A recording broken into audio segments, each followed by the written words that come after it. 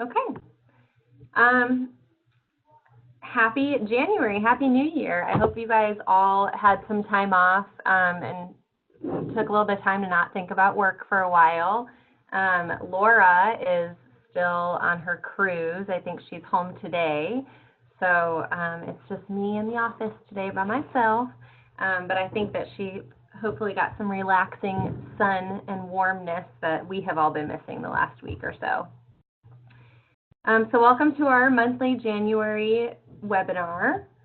We're going to be talking about Indicator 13 feedback, foundations of the IEP trainings, and quick reminders. This is going to be a really quick webinar. I really don't have much to go over. For Indicator 13, we got our feedback, I guess, right before we left for break. We sent out corrections to individual coordinators. If you did not receive corrections from Laura, then that means that you are good to go. You don't have anything you need to do. Your corrections must be finalized by February 16th. If you could let us know as you're holding those meetings so that we can go make sure that they're ready to be resubmitted to the state, that would be really helpful to us. The changes needed were mainly small fixes. An example of one of those small fixes would be like a school wrote their their training goal as the student will attend a four-year college, but didn't say what they would be focusing on there. So there were very simple fixes. There really weren't anything that was like a denial of FAPE. So we're happy with that. Going along with that feedback, we have some systemic things that we need to fix. So one of those is going to be that all teachers and coordinators, regardless of the age you're serving, so even if you've got the little ones, you need to complete the Indicator 13 training and pass the post-assessment with 100% by the close of business on January 26th. So the training can be found at the link that is right here, the YouTube link. It also can be found if you Google the South Carolina Department of Education Office of Special Education Services Indicator 13 training. And then right underneath that is the assessment. So that's the link, the form stack. If you guys can please make sure that both you and all of your teachers complete that by January 26th, that will help us as one of our corrective actions.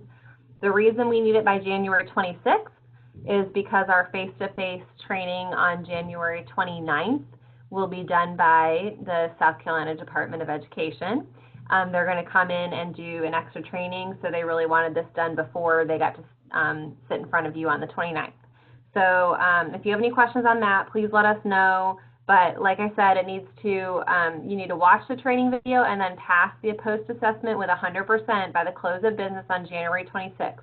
Not just you as a coordinator, but all your teachers also, all your special ed teachers also.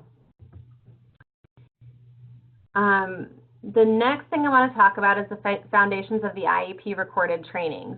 This was sent out by Laura, I think last week, maybe the end of last week. And this is going to be another corrective action that we can take as a district to make some corrections. So the recorded trainings can be found on the bookshelf under IDEA, and then policies and procedures all the way at the bottom. You'll see foundations of the IEP, and there's a link for each section. For this one, all coordinators need to watch that and review the PowerPoint that Laura sent last week by February 2nd. So that's you guys. And then your teachers need to watch that. And am I not sharing my screen? I'm sorry. Hold on. Thanks, Kelly. Yep, I'm sorry. I'll go back just so you can see the link. Let's see.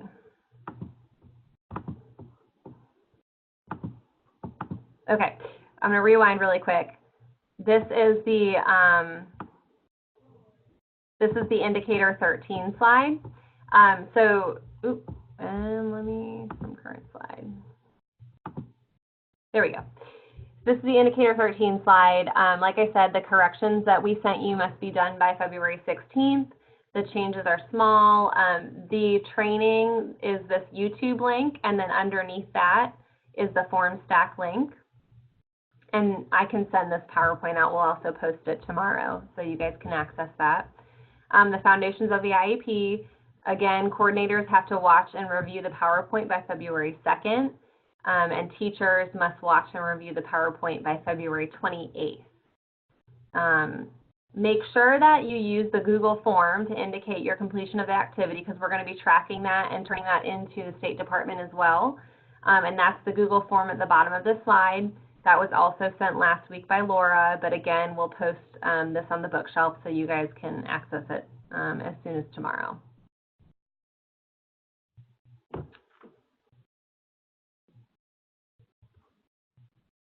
Quick reminders.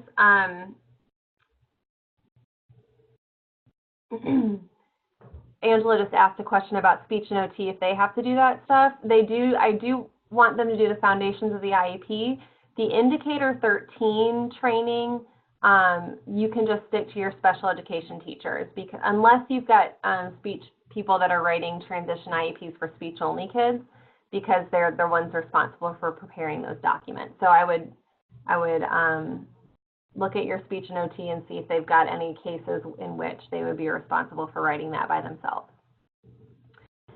Okay, so for quick reminders, PWNs, I know we talked about this last time, but we are looking at them. Please, please make sure that they are comprehensive and sufficient. We kind of have moved from just making sure that you're filling in all the sections to making sure that you're actually really using them the way they're supposed to be used. You're kind of keeping track of your meeting in there, making sure that you're addressing any requests or decisions. So please just really pay attention to those as you're going through meetings. Goals. Goals need to be skill-based. This means that you're not increasing a score on an assessment, you're increasing your accuracy of a skill. This is kind of new feedback for us. It's, you know, we're looking at a little different way of looking at our goals. And that's based on the feedback we got back from the state in our audit. So just as you're writing goals, make sure that you're increasing a skill, you're not increasing a score on an assessment. As for assessments, Laura sent this out last week as well. The best practice is to triangulate your data, but 2 different methods is allowable. So I would say, you know, it's got to be 2 different methods that you can progress monitor with. So you can't really progress monitor with MAP because you can only give that a certain amount of times a year. You would want to use something that you could give more frequently. If you have 3 of those, right, Michelle, not to increase your score on MAP. If you have 3 of those assessments, that's the best practice, and you kind of take an average of those 3 for your baseline, but 2 is allowable, but 2 is required. So the minimum is 2, best practice is 3. For your disability impact statements, be sure to review the foundations of the IEP training video and implement the suggestions in that video. I think overall we're doing pretty well with those, but there are things that we need to fix, and they need to be different for every kid, because every child's, you know, autism is not going to impact them the same way as the next kid over. So they need to be individualized, but at the same time, they need to meet the requirements of the disability impact statement. Michelle asked for assessments. You can use formal and informal, and that's correct. You can use formal and informal assessments. Just make sure you've got at least 2. And then we're happy to review if you're practicing writing a skill-based goal, or if you're practicing writing your disability impact statement. We're happy to review those as you get the hang of it. Just because we give you an okay on one doesn't mean, you know, the rest of them, if you write exact same way, are going to be great. But we're happy to review as you're going through and learning that. This is going to be the final reminder for MFS, because this same spreadsheet is posted on the bookshelf under IDEA Finance. We are getting ready right now, and we're reviewing Claim 7 with our finance folks. That was due on January 2nd. The next claim is Claim 8 for quarter 3, and that is due January 29th. That is for any money that you have spent between January and March. I think there was some confusion last time. People thought that they had to spend the money. Please do not spend any money unless your plan has been approved, or if you've gone through the amendment process, you've gotten an email from me saying the state said this is approved. If you spend money that's not approved, then we can't reimburse it. If you spend money that is approved, but you don't turn in your evidence of, proof of purchase and that kind of thing past the due date, then we can't reimburse it. The state's cracking down really hard on us turning this stuff in on time. And, it's just one of those things that we don't have flexibility, just as I said last time, we don't have flexibility with. So please, if you're thinking about buying something but you're not sure if it matches or you're not sure what you're supposed to do, please email first. That we would much rather catch it on the front end than have you spend a bunch of money that we can't reimburse. But again, this spreadsheet is on the bookshelf under IDA Finance, and it's going to be my last reminder about MFS.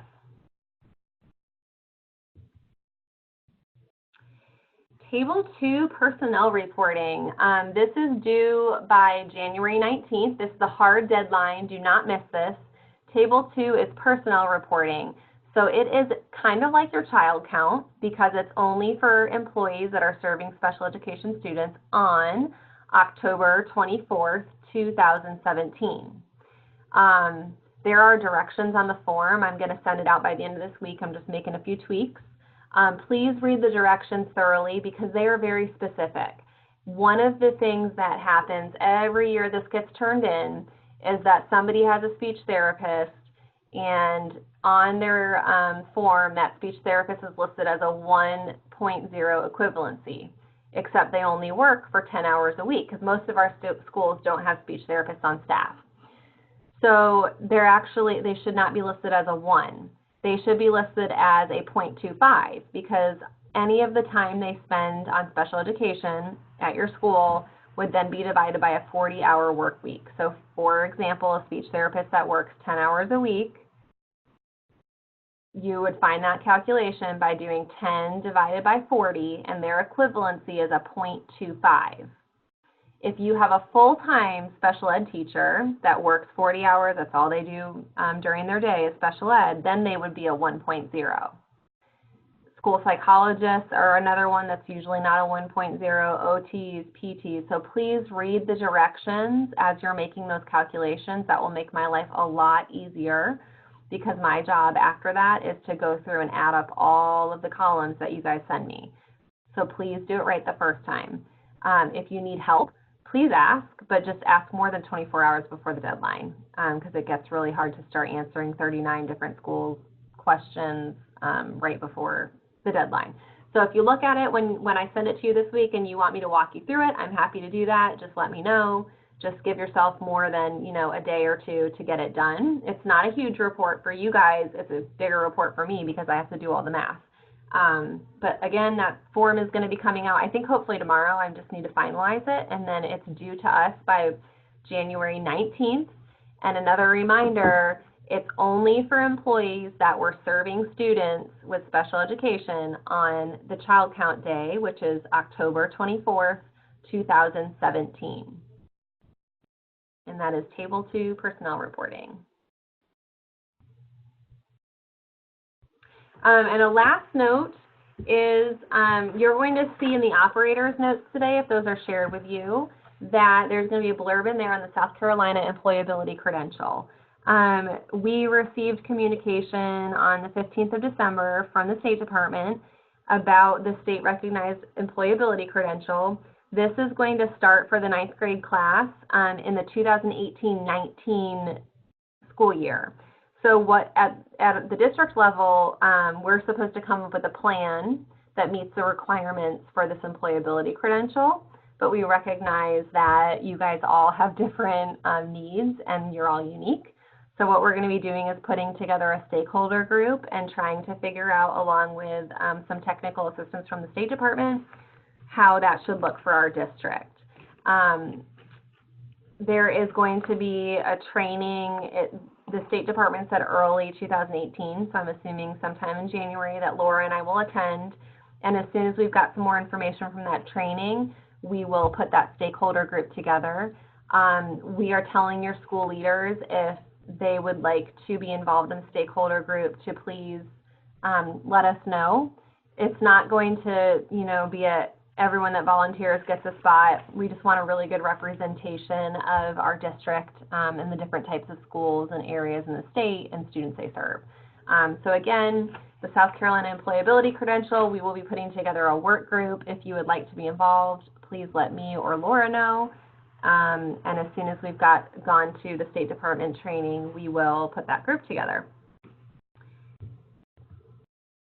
We are looking forward to seeing everybody on our January 29th face-to-face.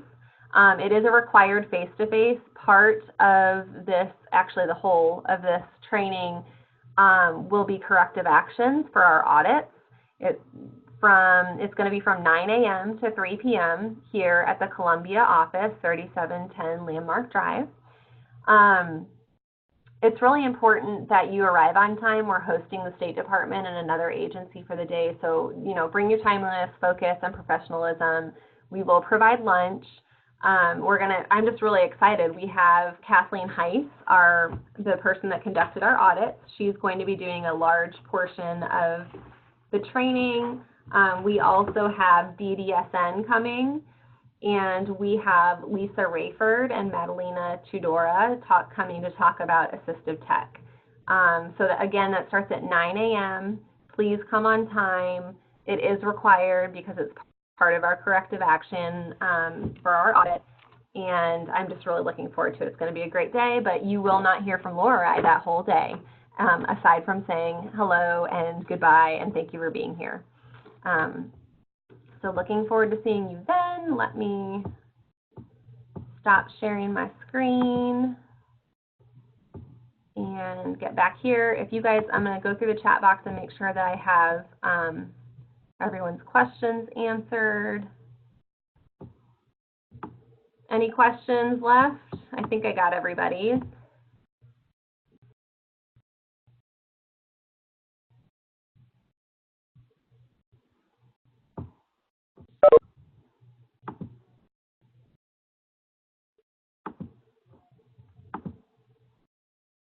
All right, everybody, I'm going to stop the recording, and I will post it hopefully today, if not tomorrow morning. Have a great day, and I will see you at the end of January.